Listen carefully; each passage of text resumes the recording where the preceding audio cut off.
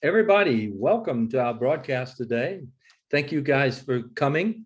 And before we get going, I just want to say that MAD has a great opportunity for what we're calling an Idea-athon, formerly sort of parens hackathon, that we're going to be doing amongst all of the schools around the globe. And this is your opportunity to be a part of that. It is really fun to be a part of that, to be able to work with students perhaps in Germany or India, or South America, all over the globe. You'll be put into teams, and we would love for you to sign up for it, but you got to kind of move out on the sign up. It's only open till May the 9th. And I believe that Reed has put the sign up into the chat box. So if you would sign up and become involved, it's going to be so fun. We're going to be working with WhatsApp, and we're going to be doing a project that centers around, the brief hasn't come forward yet, but it's going to center around refugees from the Ukraine. So sign up and come on board. That said, housekeeping done. I'd love to move into the main platform now. Today, Leland Maschmeyer, who is a designer, both a designer and a business executive. He is currently the chairman and the CEO of Collins Agency, and they're a brand transformation firm. And he was one of the co-founders, but way back in 2008. So between 2016 and 2021, he led Chobani as its first creative officer and then its first chief brand officer. The World Economic Forum selected Leland as a young global leader. IBM honored him as a design thinking leader, and Ad Age ranked him as a young influencer. He has won honors from every major award show, including Cannes, D&AD, The One Show, ADC, Clios, Dieline, and many, many others. And he's represented in New York's Museum of Modern Art, and as they selected his generative typography for its permanent collection. His specialist in building high-powered creative cultures and organizations, which are regularly honored as the most innovative in the world. Design firm, listen to these acclamations. Design firm of the year, Ad Age, ×3. In-house agency of the year, Ad Age. Design firm of the year, D&AD. 30 most important design companies in the world, Fast Company. Most innovative company in the world, Fast Company, ×5. Now, 50 best places for innovators, Fast Company. Agency inventing the future of brand building, Forbes. Brands that matter, Fortune. And brands changing the world, Forbes. And not to go unnoticed or unmentioned, the MAD identity that Leland Collins created with us. Ladies and gentlemen, if you will, please welcome one of the world's great brand specialists and designers and businessmen, Leland Maschmeyer.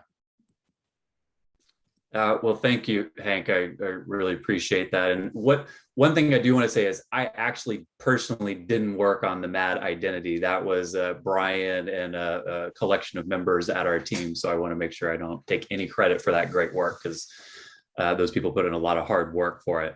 The first thing I want to say is I love the name of this event. I don't know who came up with the name, but it's great. I just love the play on words there. So kudos if you're in the audience or whatnot, but it's a great name.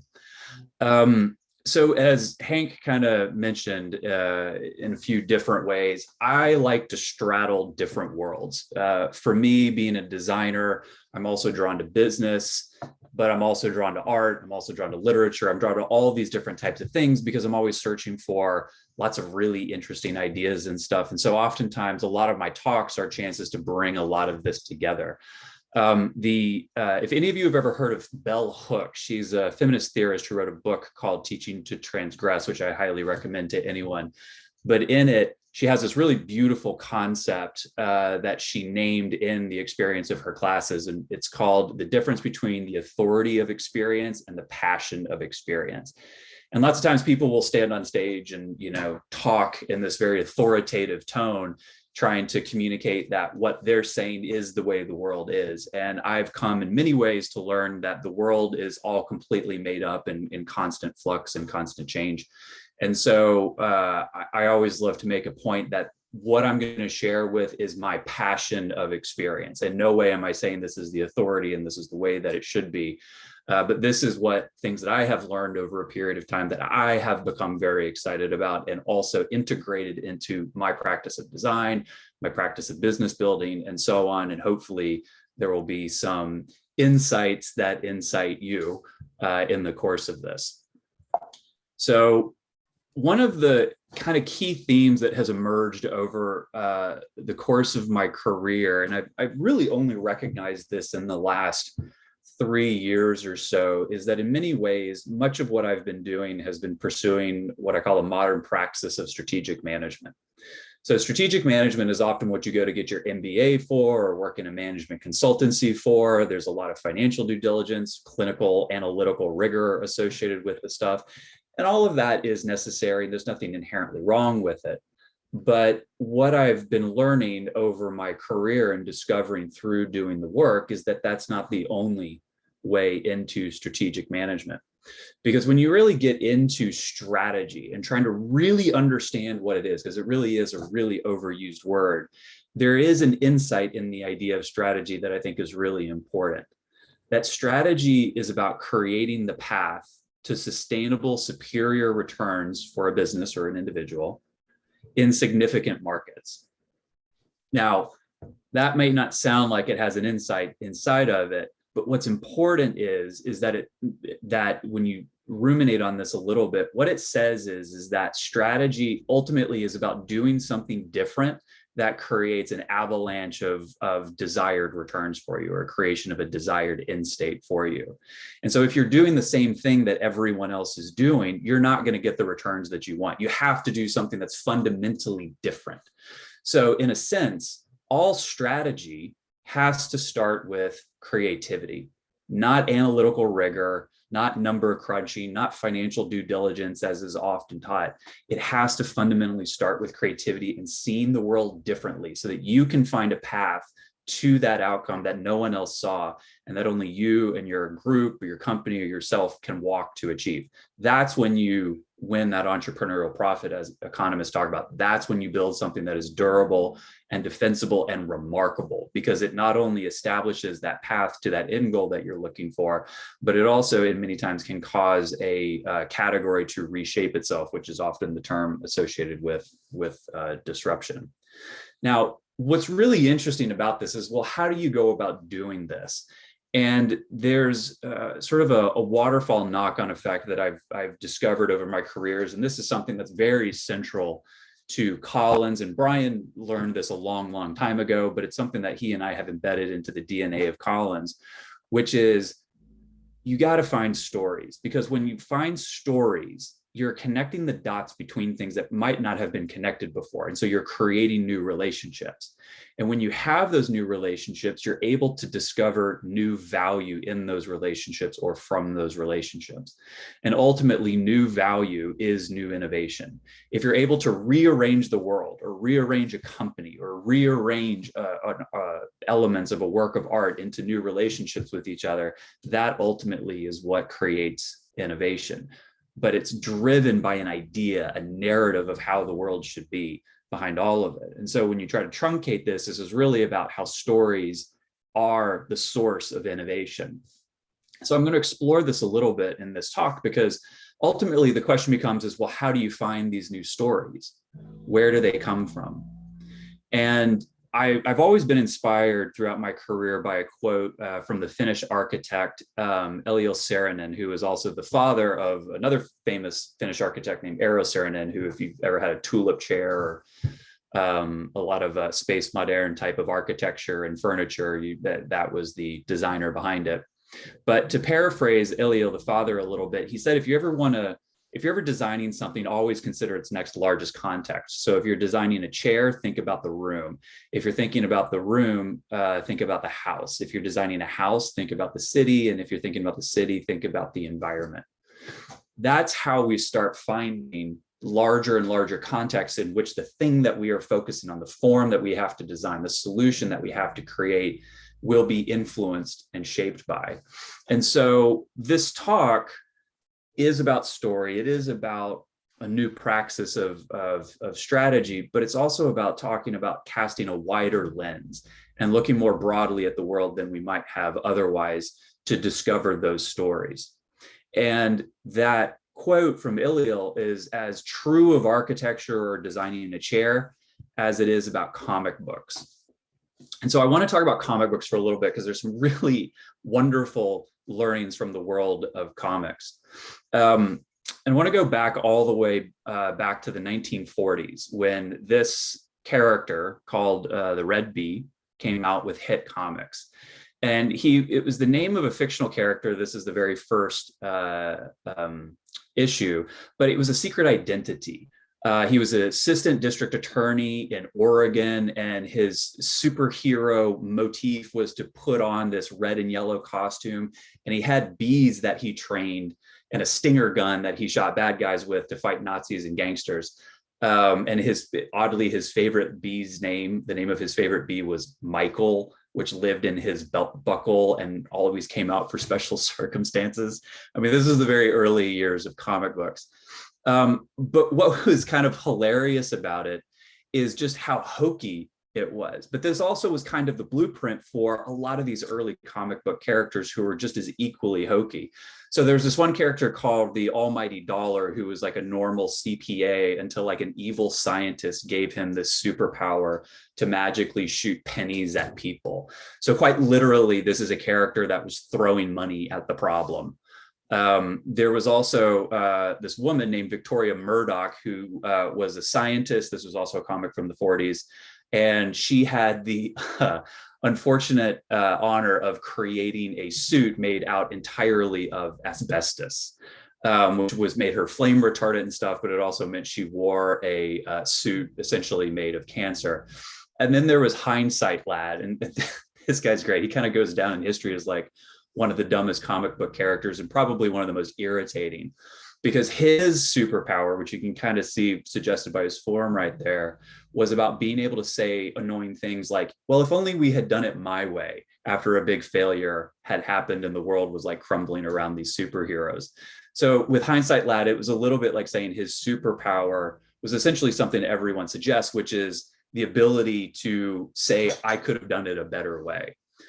And so this was sort of the era of comic book characters, super hokey, strange, little, even bordering on stupid superpowers. But then there was a comic book that came out in 1939. It first appeared in Detective Comics number 27 from the artist Bob Kane and writer Bill Finger. And it was about this wealthy American playboy who went around fighting crime and supported by his butler. And he was originally called the Batman, all different words. And everything he used was bat-inspired equipment. He had this whole theme about bat stuff. And the thing that was so remarkable about this is it was just as hokey. It was just the same person dressing up the way those other characters did. But it was this character that soon became so incredibly popular after the first initial issue that he gained his own comic book title and he became known as the Batman. And 60, 80 years later, we are making movie after movie about Batman, constantly plumbing the depths of the story to more fanfare, more kind of innovative takes and twists on the Batman and so on. And so the question really with this is, why the Batman, a guy who dressed up as a bat and not the Red Bee, a guy who dressed up as a bee? Why did the Batman succeed where the Red Bee didn't? And I think that's a really interesting question to ponder, and it can give us a lot of insight into some of the stuff that I set up earlier about finding really interesting stories that resonate and lead to innovation. And to understand that, I think we need to go back to being really young and really like at the baby level, because one of the very first things that we as humans discover is patterns of hunger, patterns of sleep, patterns of communicating, even that's crying and having a mother or father come and react to you. We learn about patterns of the day and so on. ultimately, what we begin to learn from a really young age is that life is a interlocking series of patterns that are there for us to decode, so that we know the structure of life and we can navigate by it. Now, we're not consciously doing this. This is a lot of intuition of kind of like trial and error and kind of discovering action and response mechanisms in our world. And obviously, like being a newborn, you're not consciously thinking this way, but nonetheless, we start to ingratiate ourselves into patterns, even the circadian rhythms of the body. Because what we start to realize through this intuitive interaction with the world is that the more we accord ourselves to pattern, the more we start to understand the world, and the more that we can effectively navigate life and live within it. And it's not just when we're young. I mean, they're natural patterns. As full-grown entities and tribes and cultures, we saw the natural patterns of the day. Even today, with hunters, going back then and tracking mule deer, you trap a GPS sensor to a mule deer, and you can all of a sudden see their entire travel paths of where they're going throughout the year. We see it on YouTube, or not YouTube, but well, actually technically on YouTube, but this is an Instagram channel that talks about it. I mean, if you are an influencer and you've done something wrong and you need to apologize to your followers about it, there's a certain pattern that you follow in terms of what you wear, where the video is taken, what you say, and all that type of stuff to effectively apologize for some misstep that you had. Fashion is defined by this. Even you have punk rock from like the 70s, which was all about rebellion and independent freedom. They're all mimicking each other. They're all saying, oh, this is the pattern of rebellion, so we're going to don it and be just like all these other rebels. And of course, Hollywood does this all the time. There is a formula to rom-coms that you follow to make them successful. Even travel influencers have a certain pattern of the way they shoot stuff. And you look at Wall Street and the alternative assets market of private equity, it's all pattern matching. How do you find patterns in one geography that you've seen in another geography and use that to navigate where you allocate capital and stuff? But it's also much more than just the novelty of understanding how certain things work. There's a life and death aspect to it as well. The ancient Egyptians had to understand the patterns of the Nile River in order to properly grow and harvest crops, because getting that wrong would mean crops would be flooded and you wouldn't have that. And so the ancient Egyptians very much and remarkably understood that the more they matched themselves to the patterns of the cosmos and to the movements of Earth and stuff, the more they could thrive. And so obviously the arrangement of the pyramids of Giza to the Orion Belt is one really great example of it. And there was a sense of truth and aliveness when you associated with these natural patterns. So we are pattern seekers. There are patterns in the world that we are constantly trying to align ourselves to. But our relationship to patterns goes beyond just a mere mechanical alignment of ourselves to them. We're also deeply associated. We also deeply seek patterns because patterns deepen our experience of life. I mean, we can look at just objects in the world and we see them literally. It's just noise. They're just circles and arcs and stuff like that have absolutely no meaning to it. But we're always seeking to move these meaningless objects around until they start to reveal a higher order. And all of a sudden, something that was meaningless to us, when it's put in the right pattern, can all of a sudden yank something from the realm of nothingness and activate it with meaning and a depth of experience that previously wasn't there. We literally, when you put it in the right position, you don't see the circle and the half circle anymore. You see a face, you see an emotion, you see something beyond the literalness, the superficialness of the elements that compose this face. And this whole issue is a really important one, because patterns, like I said again, deepen our experience of life. You can't look at this balsamic in olive oil and not see a certain emotion, not feel an emotion to it. And in fact, we're so used to doing this that there's actually a name for this. It's called pareidolia. It's the phenomenon of seeing faces and things. We constantly are trying to find pattern in the noise that's all around us. And we imbue that pattern with meaning beyond just the recognition of, hey, that looks like a face. This is burnt toast from a toaster. But there is a person who thought this was Jesus talking to them from beyond the grave to deliver a message. My son one time was in a car and he looked up at the sky and he goes, "Daddy, it's a dragon." there's no dragon in the sky. It's just water vapor, just hydrogen and oxygen molecules. But my son saw a dragon in the negative space of these clouds, and it filled him with this sense of magic in the world, that there were dragons that he had read about in the book. And he got all that from hydrogen and oxygen molecules. There's this really beautiful photo of these two interacting galaxies. It's an interaction called ART 273, and it was taken by the Hubble Space Telescope, but it's this one galaxy moving into another galaxy. Of course, you can look at it in a scientific and mechanical way and say, well, that's two galaxies crashing into each other because of the gravitational forces of stuff. But you can also look at it more meaningfully and say it's a rose, and that it is a symbol of the deep inherent beauty within the universe. And so I think this is a really important concept for us to hold on to as creators in this world, is that patterns are not something that just exist in the world and we mechanically have to align ourselves to them, but they are opportunities to engage with pattern, to create patterns so that we deepen our experience of life. And I think this is ultimately what the greatest creators do, is they turn to pattern and reinterpret it and take the sort of chaos of the world and align it to these eternal patterns, so that we can have a deeper connection with the world around us and a deeper sense of experience of that world. Bruno Munari very famously went and studied faces, the two eyes and the smile. And while these are all follow the exact same pattern, because they are reinterpreted differently, they have a quintessentially different emotion attached to it. Some look confused, some look mischievous, some look calm.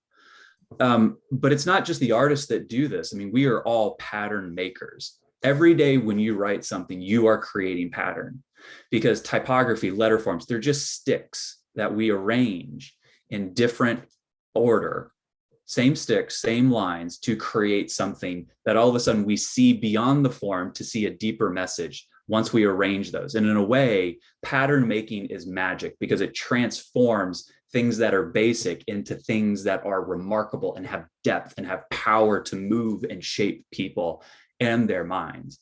That is the power of pattern, and being a pattern maker and recognizing that pattern. Now, artists, this is the central premise of art. And it's one of the things that I have found so inspiring. So you can take like James Turrell, and James Turrell is drawing upon a pattern of eternity that far preceded him. This is something that Rothko worked with a lot, or J.M.W. Turner and his paintings of the sky and the light that was there. But even when you look up at the sky, this is a photo from a Hubble telescope, but if you've ever been to a part of the world where there is very, very low light pollution, I mean, like there's no electronic light around, the sky looks remarkably similar to this. And so you can imagine J.M. Turner way back in the day, and even people back in the 1400s, 800s, and so on, looking up at the sky and seeing this rich pattern of affinity with all these dots and colors associated with it. You start to get a sense that this is a natural pattern of infinity that has been reinterpreted by these artists throughout time. There's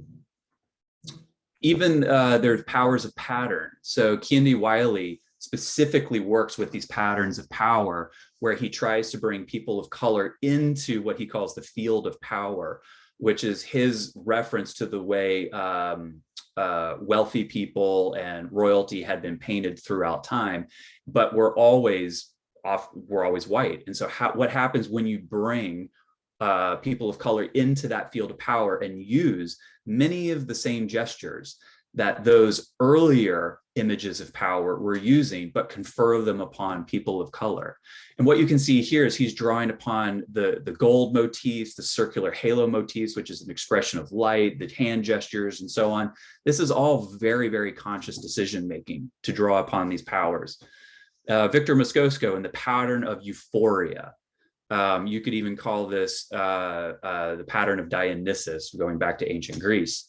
But this is something, what Victor Moscoso was doing was the same thing that Alphonse Mucha was doing as part of the Art Nouveau movement, and trying to break away from the machine age and try to bring nature back into society, something that felt more organic, which in of itself was a reference, whether directly or intuitively, of the Hellenic myth of the Garden of Hesperides, which is a blissful garden where everyone can exist without constraint and without want. That was a spirit that Alphonse Mucha was reinterpreting in his Art Nouveau work to counter the ideas and the principles of the machine age. There are patterns to motherhood, and there's this iconic image from the American Depression of Florence Owens Thomas. She was a 32-year-old migrant pea picker that was kind of destitute, living on the side of the road in Oklahoma because the weather had frozen all the pea crops, so there was no work for her. And so she was like scavenging for food and killing crows and things like that to find her family. And it wasn't until Dorothea Long found her, and Dorothea Lang was going through and taking all these, Dorothea Lang was going through and taking all these pictures of the American experience of the Depression. And she took this picture. And this picture fundamentally transformed America's understanding of the desperation of this entire group of people during that period. And it changed legislation. It started funding money and support to these people. But when you look at that picture, it was like all these pictures were taken, but why that one? Because it's drawing upon many of these classic pattern making around motherhood to signal that. And so by drawing upon that pattern, Dorothea Lang was able to rewrite the script around impoverished people. There's so many of these. There's Gordon Cooper during the 1960s, astronauts. There's no reason for that astronaut suit to look like that. But NASA was intelligently and knowingly, through its art directors, drawing upon the space comic books from the 1930s. So there's a Skylark Smith. Because they wanted to give the sense that NASA was embarking on an adventure, that it wasn't just a scientific experiment. There was adventure at the heart of it. So they were drawing upon these old comic books.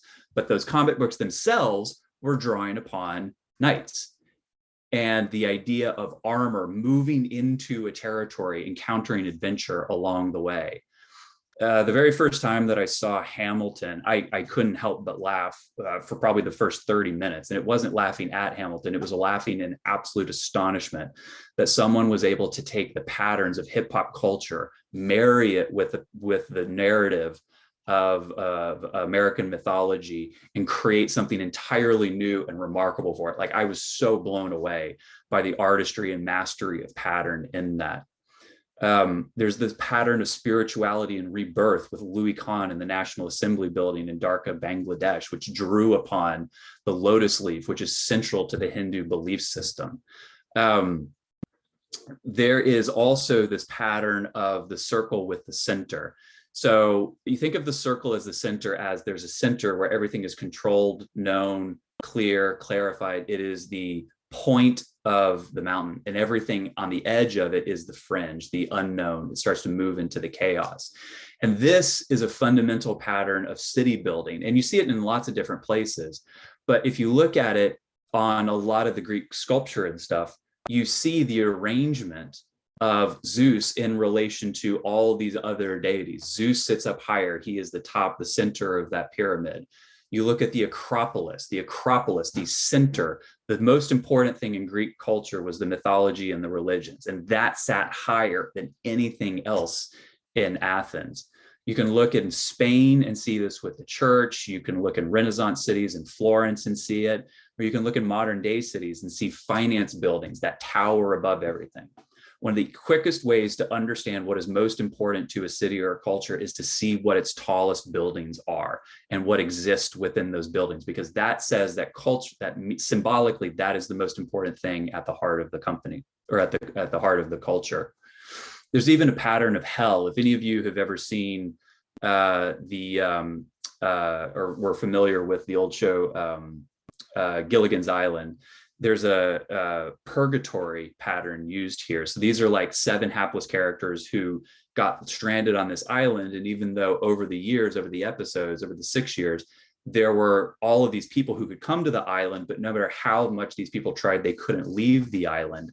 Well, that's because they were living in purgatory. And these 7 castaways represented each of the 7 deadly sins. There was lust, greed, gluttony, and so on. An entire television show was of comedy, was 30-minute American comedy show, was built off of a reinterpretation of the patterns that Dante created. But it's not just culture, it's not just entertainment and architecture. You can see this in great work in our industry. I have absolutely loved, since day one, Wieden Kennedy's Levi's Go Forth campaign, because they drew upon the patterns of the pioneer: youth, rawness, messiness, work clothes.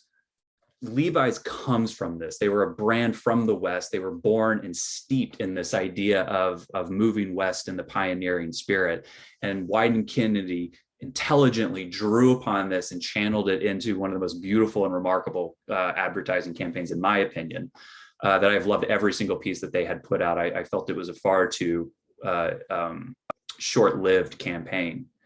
But you also look at Nike. Nike is the story of Hercules, a mortal who has been charged with taking on kind of key challenges against gods and against seemingly insurmountable challenges to become immortal and eventually join Zeus and the Olympians on Mount Olympus. And that is exactly the story of Nike. How do you overcome these challenges to achieve immortality, long-lasting fame? And I think this ad just kind of does it perfectly. Isaac Newton, when he created his thing, was actually seen as a demigod. I mean, he had achieved the knowledge of the gods, and he became famous and extremely wealthy for the work that he did. But to show that Michael Jordan sort of like overcame Isaac Newton is a subtle, intuitive nod to this Herculean effort to overcome things that mere mortals can't. Target and its design for all has been about the Promethean of taking something that only the few had, the flame, and bringing it to everyone. In this case, design, and bringing it to the masses. And even in my work for Chobani, Chobani was built around the mythology of paradise. And I don't have time to go into it, but this was the very core thing that I believe, and I'll never be able to prove it, was the very thing that caused people to fall in love with yogurt and say things like the Chobani rebrand like made them happy, that made it felt like a hug, that it felt like something was right in the world. These are things that I never thought anyone would say about a rebrand, let alone a rebrand for a yogurt company. But I intuitively believe that it was because we built these mythological patterns into the brand that was what they started to feel. Oops. And the last one that I'll end on really quickly, just before I go into the closing, is Albert Einstein. Albert Einstein was a deep, passionate fanboy of Mozart. He played the violin all the time, played Mozart over and over and over again. Not just because he loved the music, but in interviews with Mozart, he said, because I felt that Mozart had understood a hidden pattern, a hidden structure in the universe, and channeled it into his music. And so I wanted to keep playing Mozart so I could figure out what that pattern was, because it was the pattern that I was seeking, that elegant pattern in the universe through his works in physics. And so and he actually credits Mozart and his discovery of the patterns that Mozart had discovered with being a major influence over his theory of relativity. And so all of these people we discussed who had reached the sort of the pantheon and brands that had reached remarkable stuff are all people who have gone back to pattern to find the basic constructs of stories worth telling in new and modern and really relevant ways. They have found these long-standing, meaningful patterns and said, there is more to tell here. And these are the patterns that I want to bring back from my time, my context, and my situation, to tell it in my way, to awaken people to a story or to an experience of life that they haven't otherwise felt. But the question becomes, how do we know that? How do we know how to turn meaningless, superficial objects in our world into things that transcend the literalness of them and take us into these mythological, almost symbolic experiences of the world when we encounter it? And for Western cultures, this is a return to the archetypal patterns, is typically associated with a return to Greek mythology. Now, it doesn't have to be Greek mythology for obvious reasons. It's just in the West, that's what it tends to be. But it's really any mythology that taps into these deeper structures. But for Western culture, it's tended to be Greek mythology because it's the richest, it's the most complex, it's the most well-known of ancient mythologies available to us. And so many people have gone back and plumbed these depths. And so what ends up happening, actually, I'm going to skip all of this just for a sec, just for to get ahead of it. What has happened when people go back to these patterns is that these patterns are informing so much of what they do. In fact, let me just skip ahead even further. The Romans actually went back to those patterns and actually created their own religion off of the Greek religion. The Renaissance famously went back to it to create humanism and really use that as the building basis for the concepts and the spirituality of the Renaissance. Revolutionaries, whether it was the American Revolutionary of Toussaint Louverture in Haiti, or Plutarch's account of Spartacus, or even the French, these were all people who went back to the writings of ancient Greece to find their inspiration for the revolutions that they were leading. Romantic literature in Europe is famously went back to this. Frankenstein was drawn upon from Prometheus. The suffragettes in England and America often started their meetings, their political meetings, by reciting speeches from Euripides, the Greek tragedian, who gives a lot of beautiful narrative and language on economics, political and sexual oppression of the female sex. And that's where these suffragettes drew their inspiration from and much of their insights to help lead them forward. And then finally, the modernists, especially the early modernists. The Vienna Secession was the formal beginning of modernism, and the entire Vienna Secession building is built with Hellenistic influence. In fact, Gustav Klimt and many of his fellow painters and graphic artists cultivated a keen sense of the symbolic nature and allegorical figures in ancient Greece and Roman culture. And many of them made Athena central to a lot of their symbolism that they were using at the time. And so when we come back to Batman, what is it that made Batman stand out? Well, whether directly or indirectly, there is a pattern, or directly known to the creators of Batman, there's a pattern of redemption built into Batman. And this goes back to a biblical origin story of Adam and Eve being in the garden and then cast out from the garden. So within the garden, Adam and Eve lived in this beautiful garden where they're free from death and the hostility of the world. But then they're tempted by a snake, which is a symbolic image of chaos and the undefined. Then they're cast out from Eden because they discovered their nakedness, which means they were eating when they ate the apple, they had the veil lifted from their eyes, and they saw what they lacked, that they were naked and did not have the tools to kind of live. And so they entered in this world of duality of there's me being separated from Eden when they were cast out. And so because they recognized their nakedness, they had to cover themselves and cover their insufficiencies with animal clothing and go live in a cave. And they had to actually develop technologies to help them thrive in a world outside of Eden. Now, if any of that starts sounding familiar to Batman, it's absolutely very similar. So Batman lived in his metaphorical garden called Wayne Manor, where he was separated from the chaos and the crime of the city. And as the story goes, a young Bruce Wayne and his parents were drawn into an alleyway, which if you take the shape of an alleyway and compare it to the shape of a snake, it slinks and is long and narrow. So they were tempted into this space of chaos, this sort of side space off of the main area that they were in. And they were unaware of the dangers located there. And of course, much like Adam and Eve ate the apple and discovered that they were no longer in this safe space, when Bruce Wayne's family was shot, he discovered as a young boy that the world was no longer a safe place. And so where did he retreat? Well, he retreated to a bat cave under Wayne Manor, covered himself in quote unquote dead animal skins of a bat, and created technology to help him thrive in this world of good and evil and try to conquer that evil to sort of create a return of Eden and of safety and so on.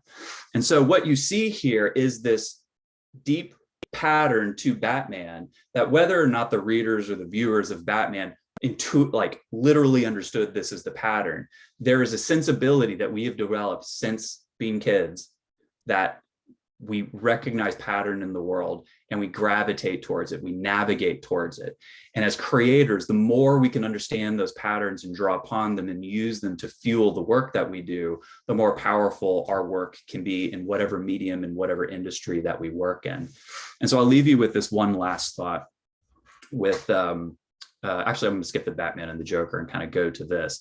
So when we go to stories leading to relationships and innovation and so on, the one thing that I want to add there to kind of close it off is that patterns are, I should have built properly, patterns are the things that lead to new stories. Because when we understand the underlying mechanics of it, it starts to inspire us new ways to tell that pattern of that story in ways that haven't been told before, but are as equally resonant, and creates relationships to things like a bat costume and an American Playboy and a cave underneath a mansion in a way that was never there before, and unlocks all sorts of new value and innovation that people would not have otherwise seen.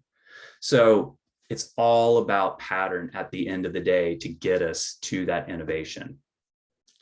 So I'll stop there and open it up for any questions on this or anything else that you guys would be interested in chatting about.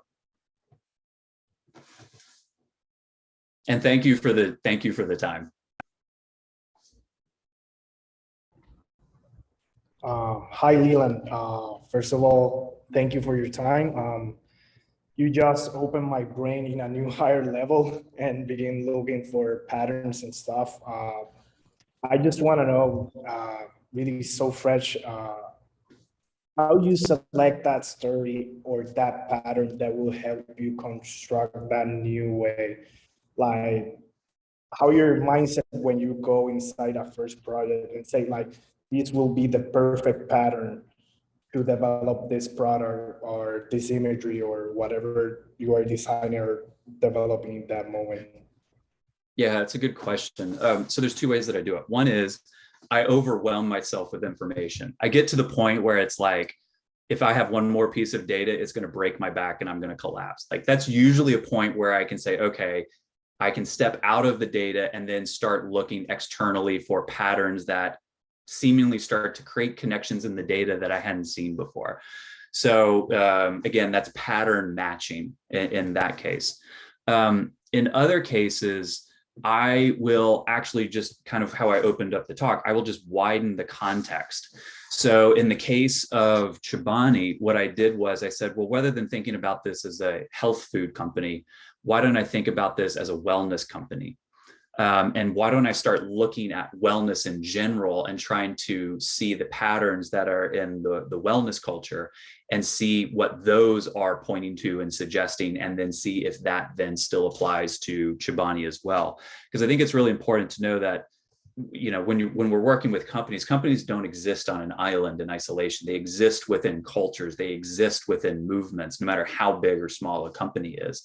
And so sometimes it's helpful just to widen that lens and try to understand the context the company lives in and participates in, rather than just focusing on the data of the company itself.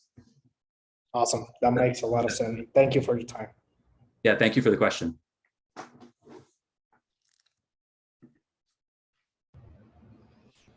Hi, I have a question. First of all, I wanted to say thank you so much because I went to your last design talk back when we were in person at Moda, and your explanation for the knot is something that's changed design for me forever. So I'm really, really grateful for that. And I'm just so amazed by your clarity and your ability to, like you said, like zoom out and really take things for how they are. So I was wondering whether in practice for design or just like in your life, how you gain that clarity and that bird's eye view, yeah, in general, because I find it so amazing. Well, first off, thank you for saying nice words. I'm glad the sequel was held up to the first one. So, you know, it's just about curiosity at the end of the day, being curious about stuff and reading a lot. I am constantly reading stuff. I kind of oscillate because of my personality between very practical stuff and also very poetic, abstract, philosophical stuff. Like one minute I'll be reading stuff about pricing strategy and acquisition company models, and then the next thing I'll be reading, Greek literature and French deconstructionist philosophy, just because there's usually just like a thing in it that's really interesting to me and I'm kind of drawn to it. Or I'll just have I'll identify a space that I'm kind of curious to learn more about, and then I'll just kind of find whatever I can find in that space to start digesting it. But what I found is that the more you read, the more you stay curious, you will naturally start creating connections without much effort in the work that you do. And you'll find your own philosophies, you'll find your own approach to doing stuff and insights that help you stand out in your work and help you stand out in your thought leadership. But it all goes back to intellectual curiosity and being a voracious reader. So if I can just follow up that question with another, which would be, I know there's millions of books, and for an intellectual like yourself, there's probably hard to narrow down to a couple, but if you had a place for us to start, as most of us are beginning our career, some of us have already been into it for a while, but just to get that ball rolling, if you had any suggestions on books. Well, so I'll give you two answers. My best answer is just think of whatever is curious to you that is outside of your normal course of work and study, and just go find a book in that and just start there. My more specific question, my more specific answer would be, there's a wonderful book by a philosopher named James P. Carsey. It's called Finite and Infinite Games. It's not a long book. It's super easy to read. But it is incredibly profound. If you are someone who underlines and writes in your book like I do, you'll find that not only is every page has something written on it, but every sentence is underlined and notated in some way. It is the most dense book in terms of just mind-popping insight that I've ever come across in the smallest package. And it's a broad enough philosophy on the world that it just kind of gives you kind of this blanket view of life that you can pull from pieces of it and use that as a shovel to go digging into whatever is curious to you in the moment. Wow, thank you so much. And just for one more time, in case anyone missed it, can you repeat the name and the author? Yeah, it's called Finite and Infinite Games. Perfect. Thank you so much. Appreciate it.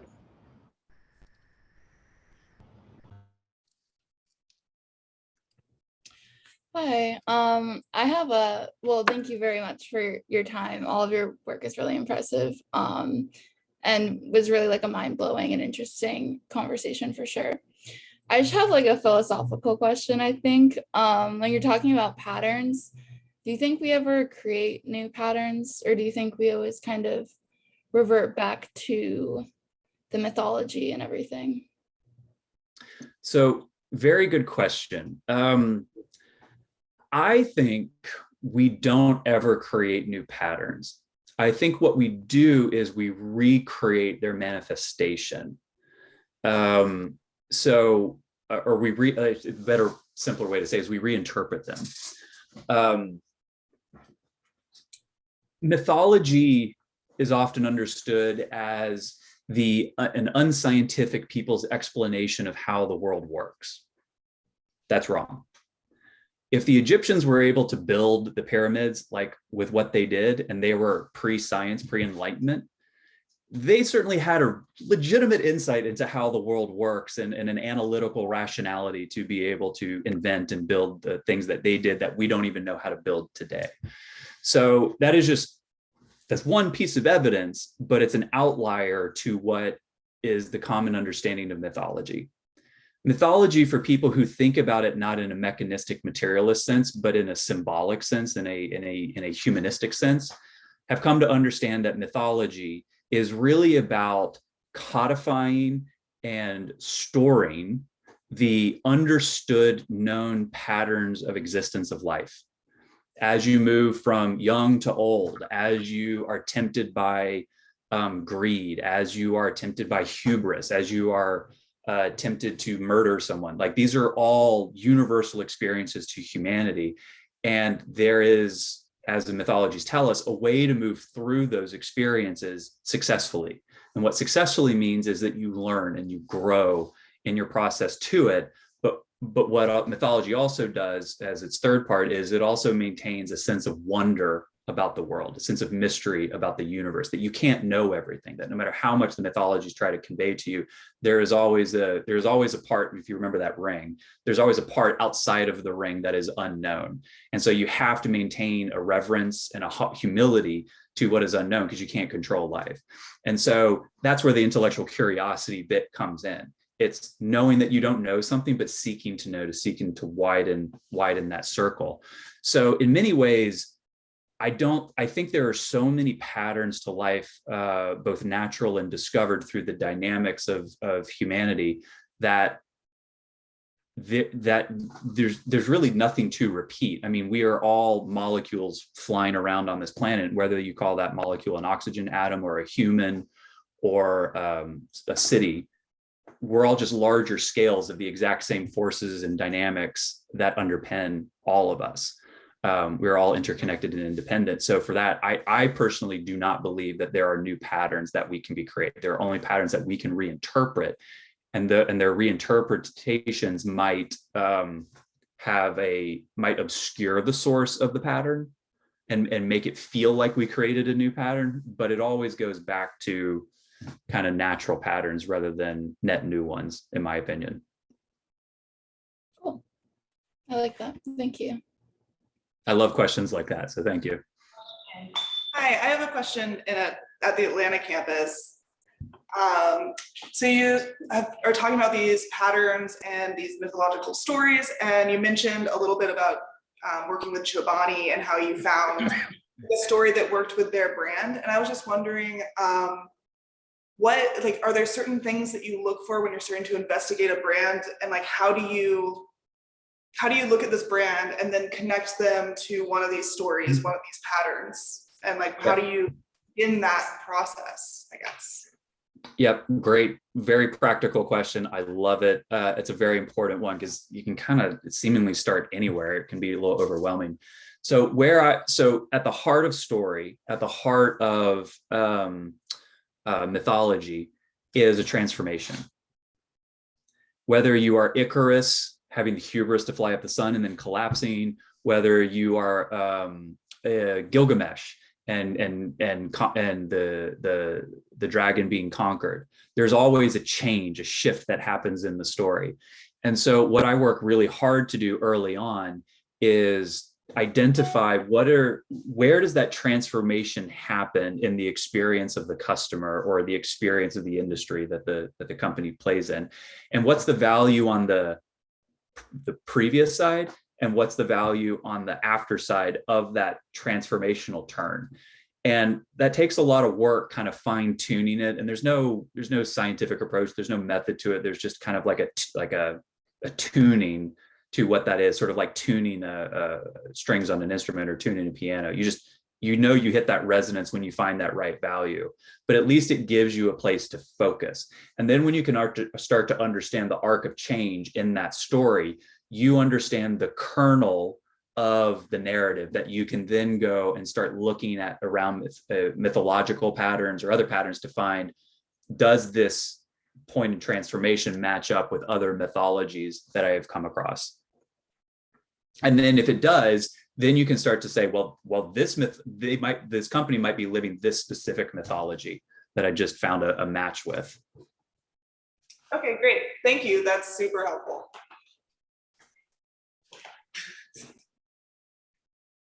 I think Alex Crotty. Oh, hi. Thank you so much for your chat. It was really lovely. I was really enthralled by your use of typography in your deck, and I was wondering if you could just speak to that for a moment. Sure. Well, the typeface is editorial new. It's from Panagram. It's modeled after 1990s type. So it has a little bit more of a retro vibe to it. I grew up in the 90s, so it's not so retro to me.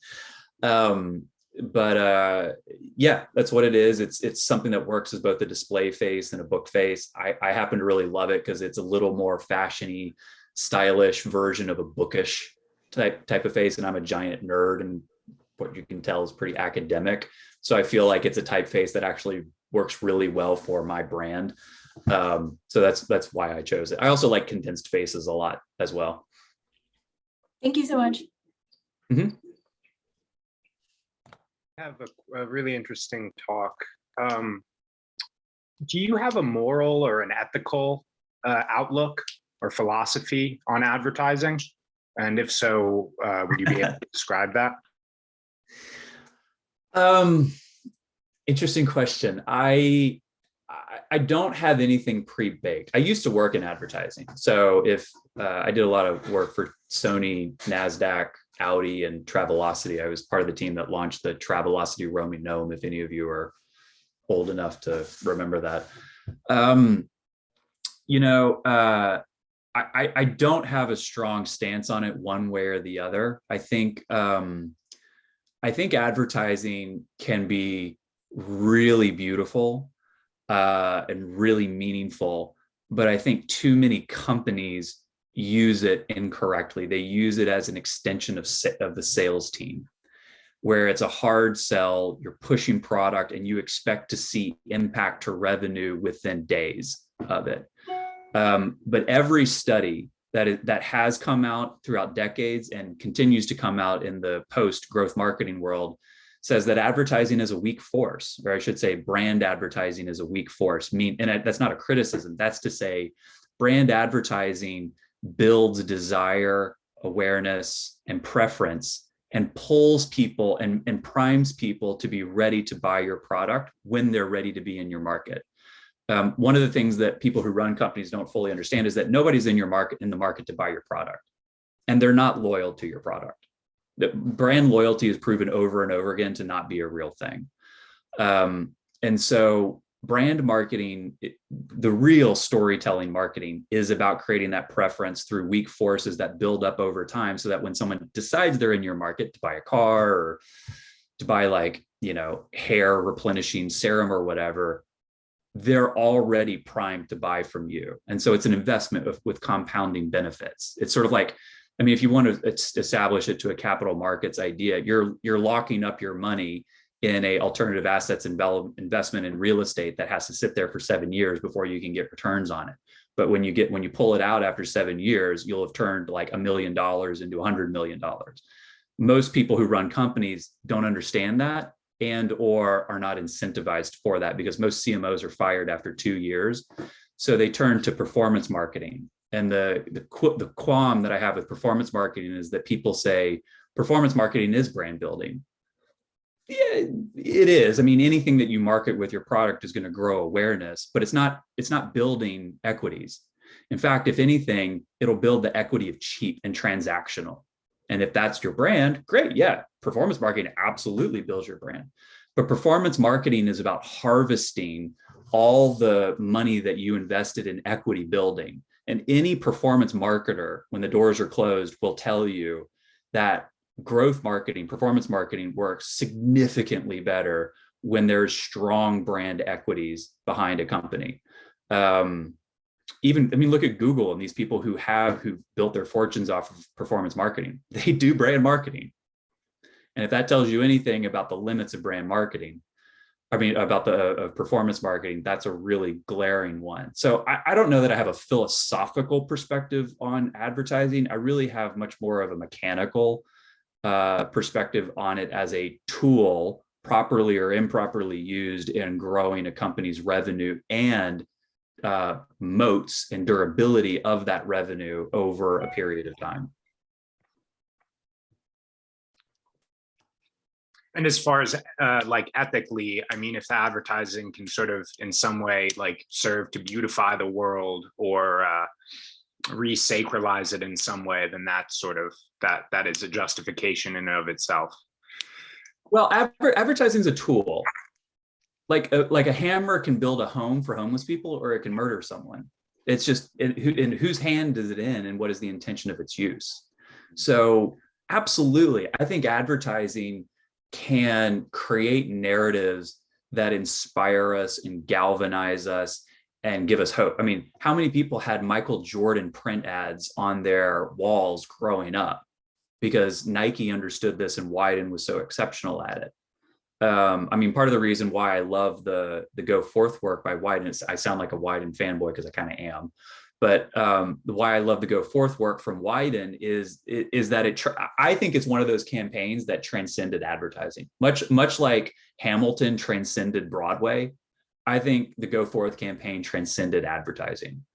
And I think in those moments, it does become art. It does become a cultural artifact that symbolizes the best of our ideas. And even, Marshall McLuhan, the Canadian media theorist, if any of you have ever read him, he's very famous in the 60s and stuff. It's still a little bit today. But he said that the greatest work of art of any modern society is advertising, because it expresses the hopes and dreams and desires and ambitions of a people, and the stories, the mythologies that hold us all together. And in a way, advertising the TV is the campfire that we all get around, and advertising is the stories told around that campfire to a certain extent. And so if we're talking about transaction, if we're talking about money, if we're talking about beauty, those are the things that the society values, that we've given our talents of expression to. If we talk about more noble values, then that's who we are. So I think as far as ethics goes, it's really more in who is holding the advertising and making the advertising versus the person who is looking at it, because it's really a reflection of who we are and carries the things that we value as a society or don't value.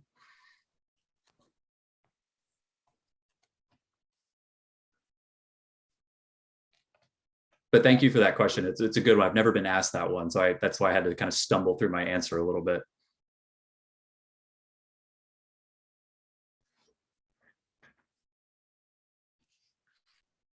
With all the different forms of mythology and patterns in mind, what are you reading these days or watching that's keeping you inspired? So I have 2 young kids, so I don't get a lot of time to read the books that I want to anymore. But I do have some books sitting on my shelf that I want to get to. However, like I said earlier, I'm really into understanding sort of the mechanics of business. And so it's been easier for me through podcasts and articles to do learnings and research on capital markets and private equity and alternative asset business models, venture capital models. So I've been doing a lot in that space. That sounds completely random based on what I talked about, but it is the things that I've been trying to understand right now.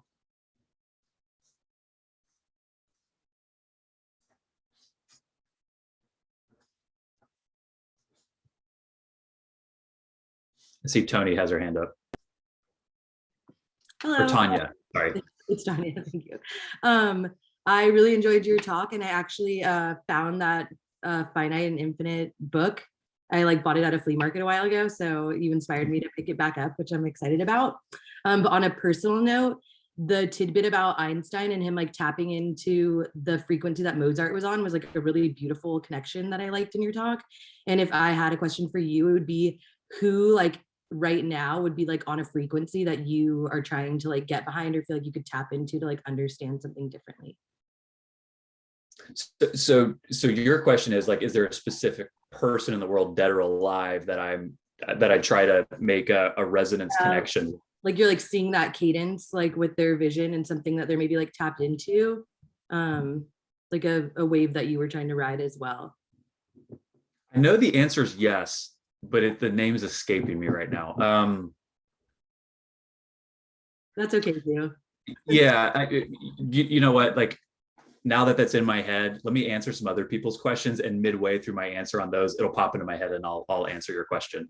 Well, thank you for the talk. It was really awesome. Yeah, thank you.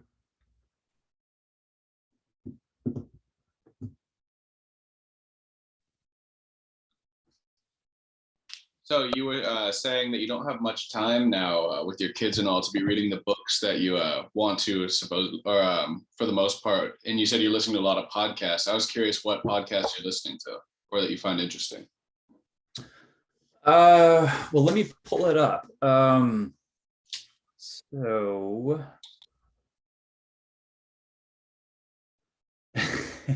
these are going to be really uninspiring. There's one so this is probably more that's closer. There's a podcast called On Being, O-N Being, B-E-I-N-G. It's a podcast of poetry and philosophy. There's a wonderful human named David White, who we've actually had speak at Collins several times. He's an Irish poet who speaks on there a lot. It's just really wonderful to kind of listen to people talk about a deeper, richer experience of life.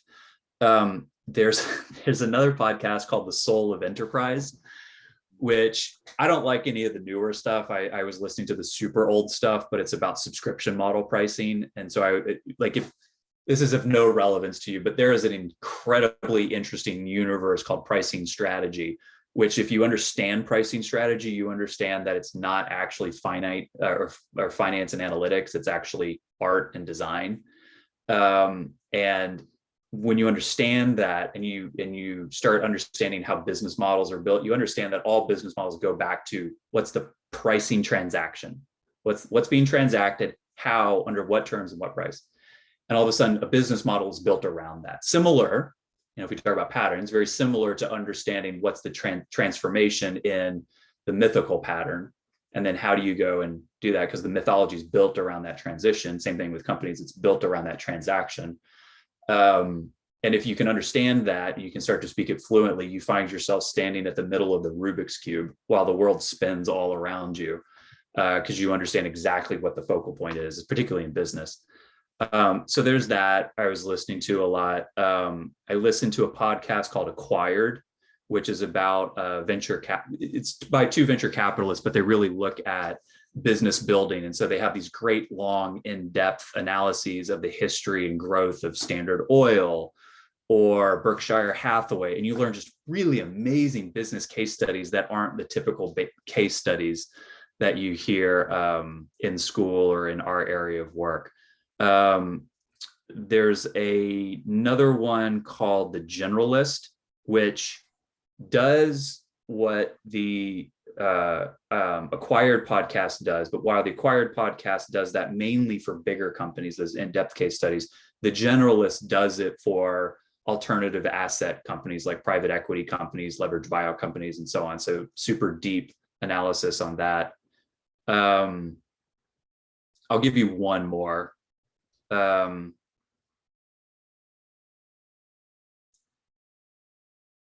There is one called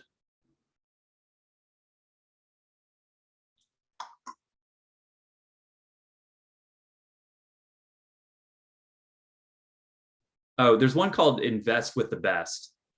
Or is that what it's called? Invest like the best.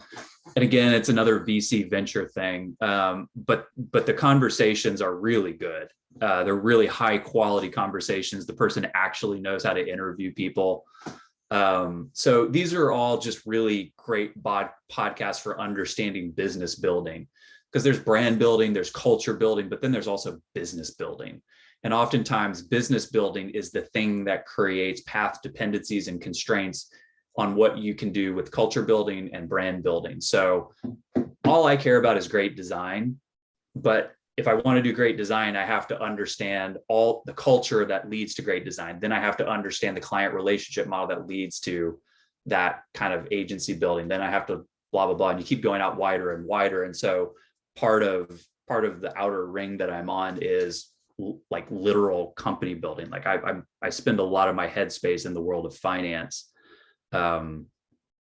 understanding that. So Mandy, it was, I'll just type it in here. It was called Invest Like the Best. All right, thank you. I'll be sure to check them out. And thank you for your time. I was also wondering if there was any mythology podcast. I just thought that would be in your wheelhouse, but if there's not a good one.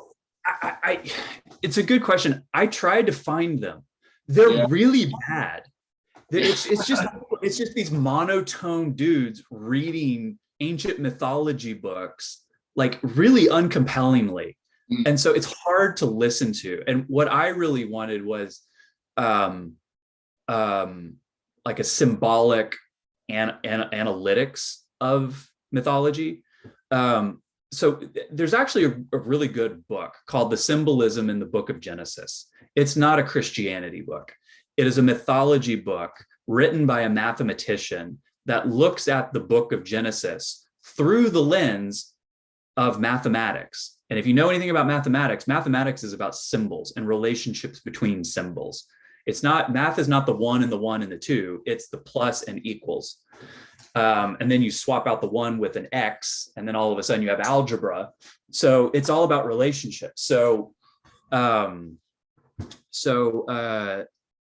It's an incredibly good book, incredibly well written, where it's written by a guy named Matthew Pajot. He's French Canadian from Quebec. And he, like a very dry clinical mathematician, just breaks down all these relationships in the book of Genesis and shows you how those relationships replay themselves throughout the book, that same book, without with the context and the characters and the specifics changing, but the patterns the exact same. It's really, really good if you're interested in sort of like a symbolic analysis of stuff. Could you repeat the title of that book? Thank you. Yeah, I'm typing it in there. It's by Matthew Pajot.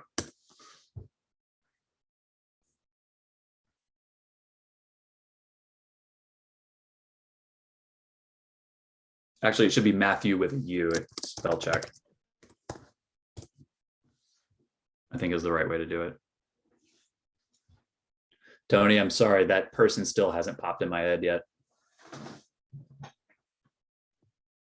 I had a question regarding, you were talking earlier about how, you know, us living in Western culture, we typically, when we're going back to looking at different mythologies that have shaped our culture, we tend to typically look back at Greek culture and how it's, you know, influenced all the revolutions and all our new enlightenments and all these different ideals.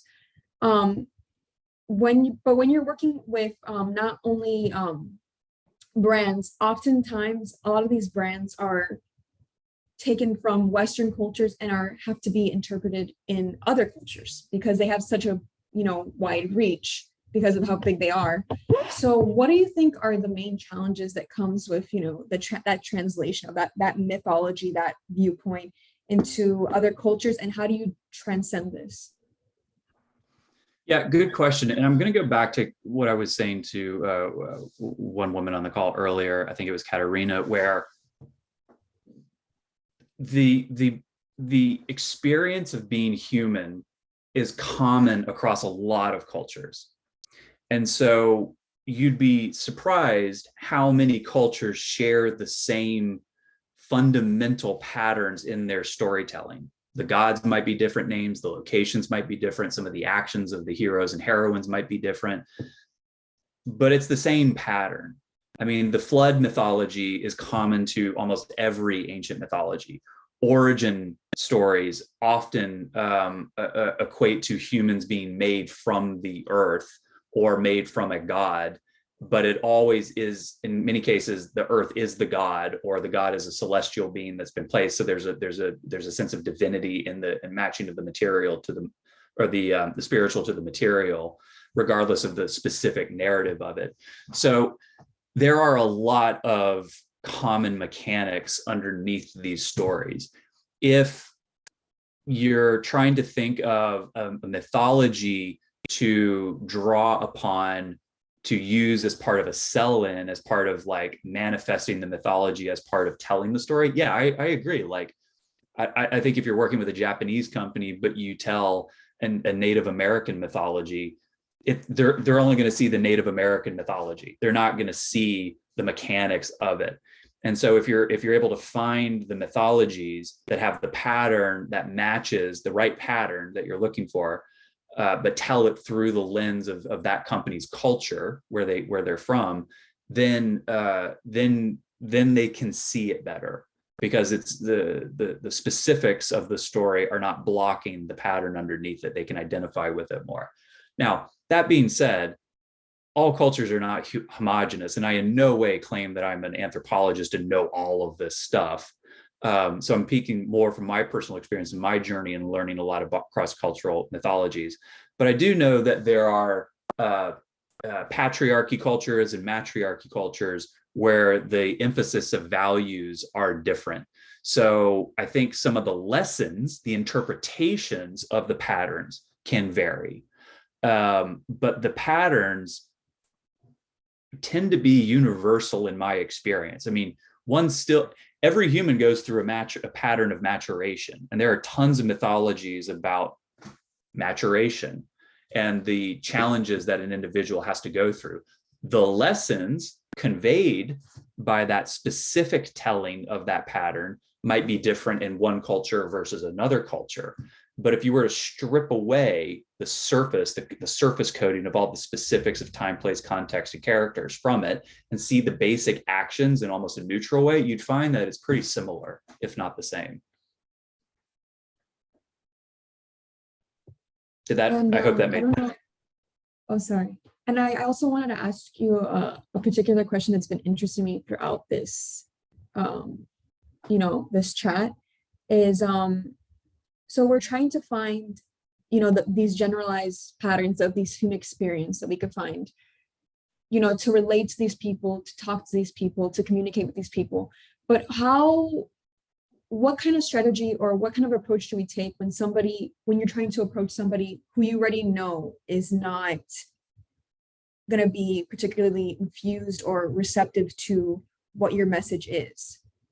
Because I've seen a lot with the past few years of how, especially putting it within the context of the United States, how we've become very divisive, and it's like there are people who are trying to, make messages and reach across the aisle, but it's just not landing because we've just gotten so, uptight that we can't see from other perspectives, unfortunately. So how do we rearrange ourselves to, I'm sorry if I'm just rambling, it's hard to put in a concise way, but basically, how do we approach people who are trying to distance themselves off from these ideas or concepts or different, ways of thinking? So let me play that back to you to make sure I understand the question. So are you saying when we're trying to bring opposing parties together, whether it's in a meeting or culturally, society-wise, how do we do that through patterns and mythology? Yeah, how do we utilize the patterns and the messages that we have, and trying to find ways to just make everybody kind of be able to at least listen to the message? I think the hardest part now is getting people to even listen to something where it's not people are just not receptive anymore, or at least they were a little open-minded before, but I don't see that often in this day's culture. Yeah, it's if I knew the answer to that, I would have a very valuable thing that I would need to tell a lot of people and politicians and so on. That is a very important and very hard and very complicated question. I think, from my personal experience and personal view of it, I look to history, and this is an American-centric point of view just because of my knowledge base and upbringing. But and this goes back to, if any of you saw my space talk around the knot, but America in the 1960s was in Cold War with Russia, and Russia had launched Sputnik, and the theater of space was seen as Star Wars, a theater of war. And so there was a lot of division in the country. And, it wasn't just because of this, there was just a lot of division in the country at that point. And Kennedy gave a speech that he had a choice. You ever heard the fable of the two wolves? Which wolf wins, the white wolf or the black wolf, the good or evil? it's whichever one you feed is the lesson of the parable. He had that choice. He could either feed the wolf of anger and violence, or he could feed the wolf of hope. And he chose to feed the wolf of hope. And so he gave a speech at Rice University, which drew upon the mythology of America as a pioneering country. Now, we all know there's all sorts of flaws with that mythology, and it's manufactured and so on, but that pioneering mythology is embedded in the DNA, the collective hallucination of Americans generally. And he drew upon that and said, we choose to go to the moon, not to fight a war, but to unleash and discover a new frontier for the betterment of all of humanity, that we can go and find not only greater and grander things, but we can find our better selves and unite around this greater mission than the divisions that divide us here on Earth. And he chose to frame it that way, rather than we're going to get to the moon before the Russians and bomb the hell out of them from the moon. And so that is a point in time when that type of metaphor has been drawn upon to unite the country. I think what is hard about today that is different than then is that there are many more powerful, or at least, I'm 40, so people who lived back then might disagree with me, but from my perspective, there are many more economic incentives for people to profit from the division than there were in the 1960s. So until those incentives change, I don't personally see unity happening. Charlie Munger, a very famous investor with Berkshire Hathaway, said, if you want me to predict the future, a company's future, show me what the incentives are, and I'll tell you what's going to happen. Same thing here. Just too many people are profiting off of the violence and the hate and the discord in the country right now. And it's a sad thing, and I wish I had a magic wand to fix that type of stuff. And I wish things like pattern could change that. But I think it's a stretch to imagine a mythological narrative being the salve for what ails us right now. Oh yeah, I didn't figure there'd be like one exact myth that you could just. I just meant more like opening the source of communication, where it's like, just, I guess you have to like, if a battle of inch per inch, it's not really like, one big thing you could say. It's, you have to like win people over slowly. Yeah, and I think that's a negotiation too. I mean, that's a negotiation model where anytime you're trying to persuade someone, you're in a negotiation. And so the dynamics of negotiation enter into that. Storytelling can set the context and maybe help with the communicating of interests and the aligning of interests, but that happens within a model, within a dynamic of a negotiation.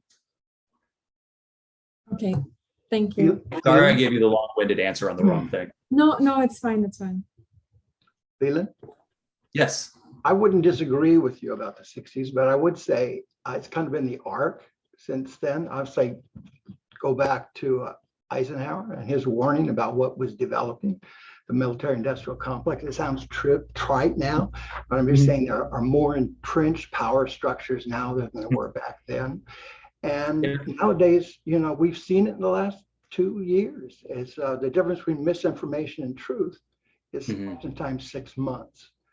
So I think it is incentives, but who are the people giving out the incentives? But my question is, and it kind of relates back to the earlier question, was you mentioned the Levi campaign about go forth, and it draw on the mythology of Americana and exploration and the whole bit. And you showed Nike, but one of the highest profile ones was the Copernic campaign. And that seems more iconoclastic of terror. I know there's a positive message in there somewhere, but I'm saying it's more iconoclastic in terms of take a knee, the flag, the national anthem. I want you to compare and contrast those.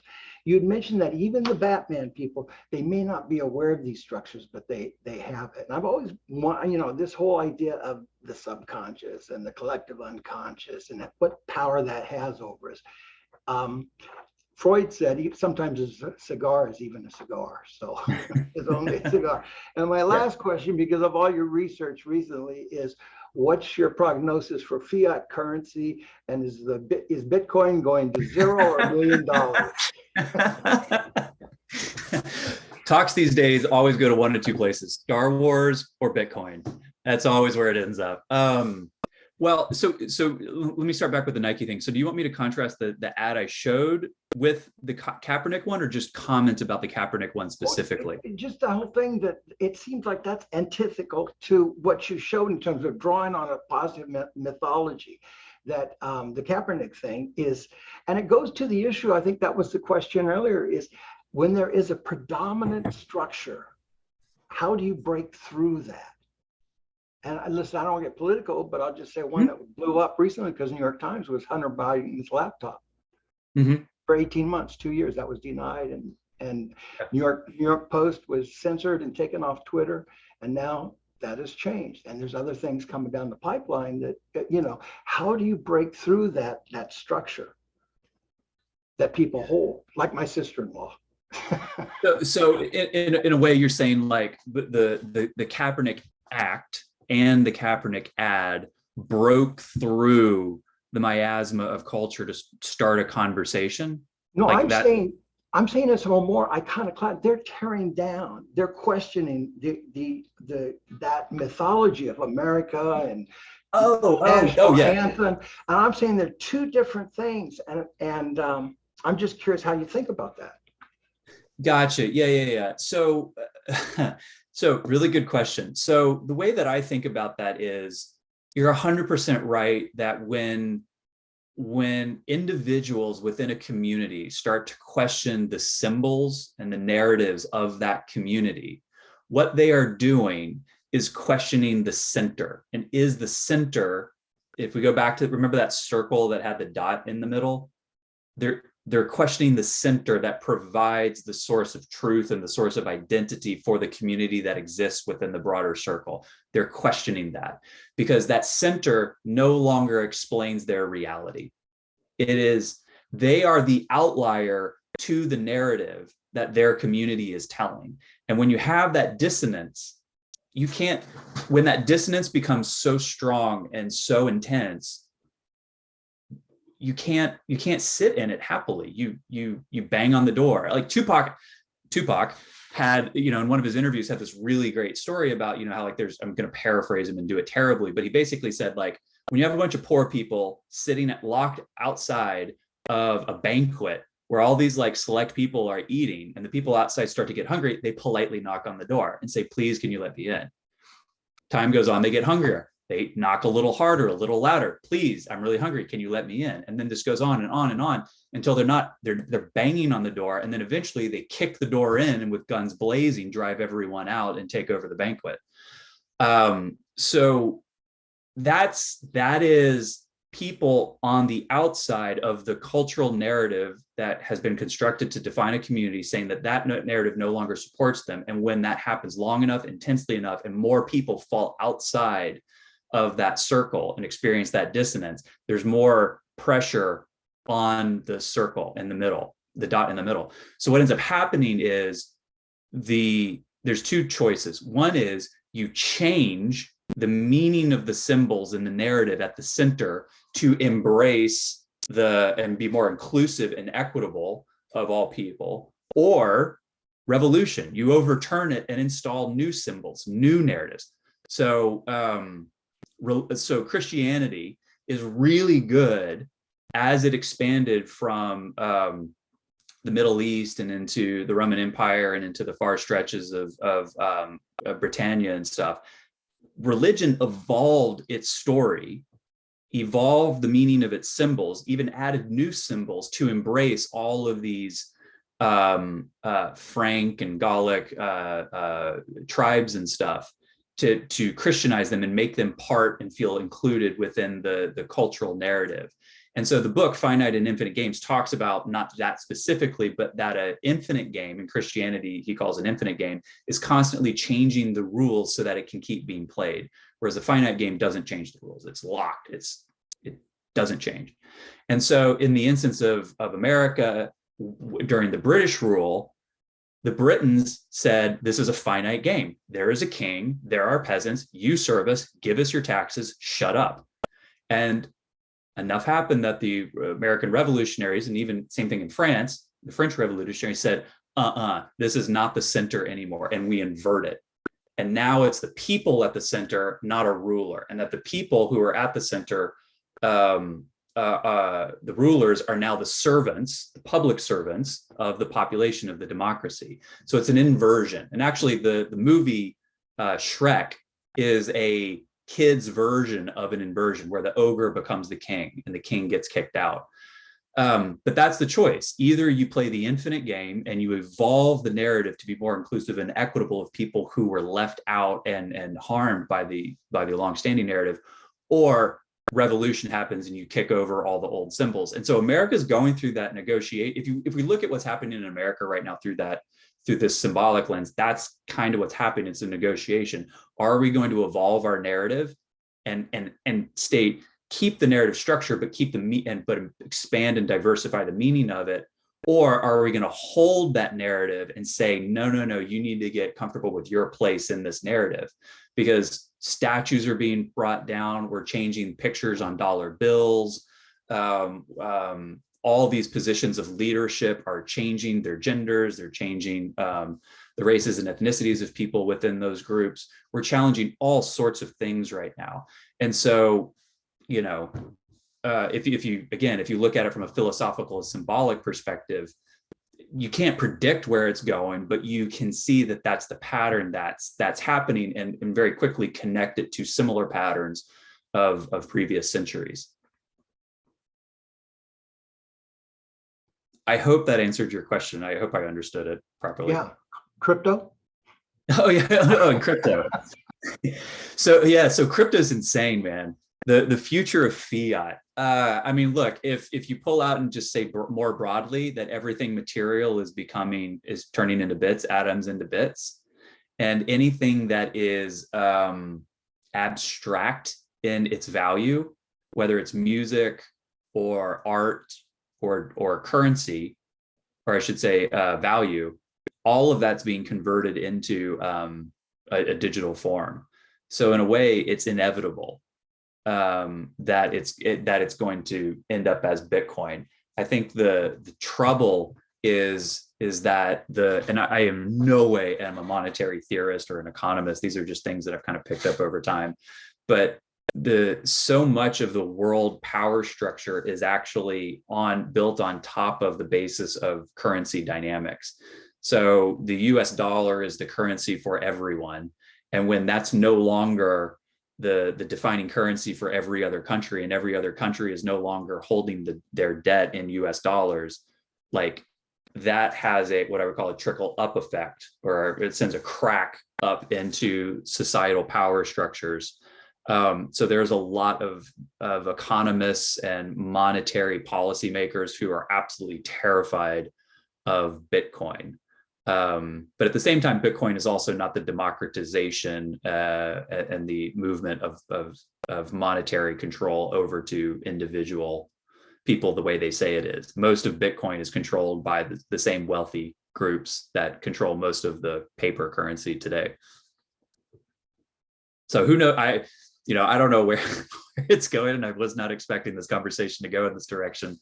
But that's kind of the little bits that I've picked up on crypto. You have to come to Miami. We'll have a 3-hour conversation. Yeah.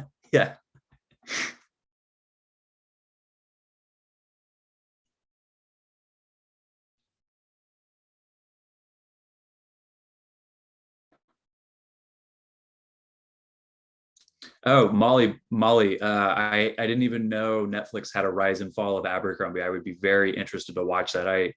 My middle school and high school years were in the 90s, and so Abercrombie was everywhere. So I'd love to hear the backstory in that. It's pretty insane. I don't know if it was released yesterday or what, but I watched it, and I graduated from high school in 2009, and if it wasn't Abercrombie, it was Hollister. That was the brand. And it's really interesting, talking about everything that we're talking about today, and just like coming out of freshly watching that documentary, because it's so much perspective as you talk about questioning the center. I mean, I'm not saying anything that Abercrombie did or how they positioned themselves was great, but it's really interesting to see what those definitions were for that brand, right? And how people kind of played into that. So yeah, check it out.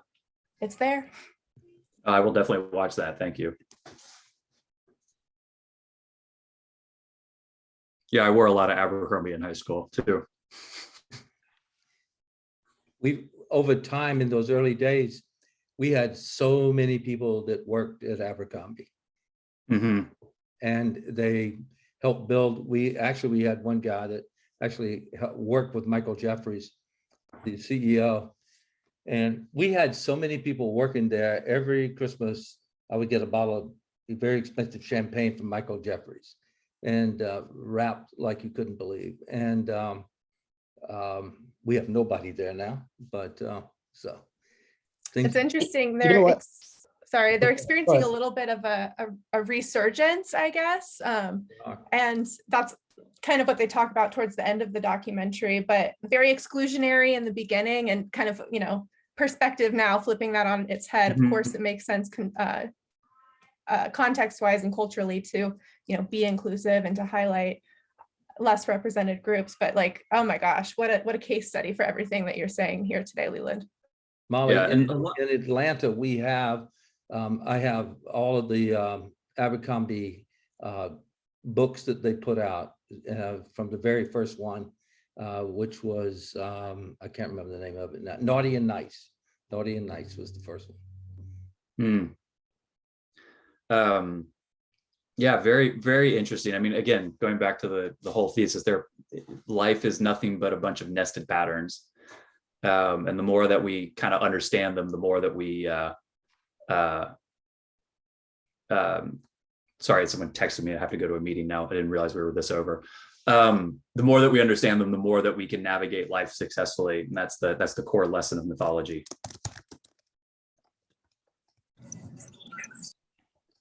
Leland, this has been amazing. Thank you for coming today and sharing.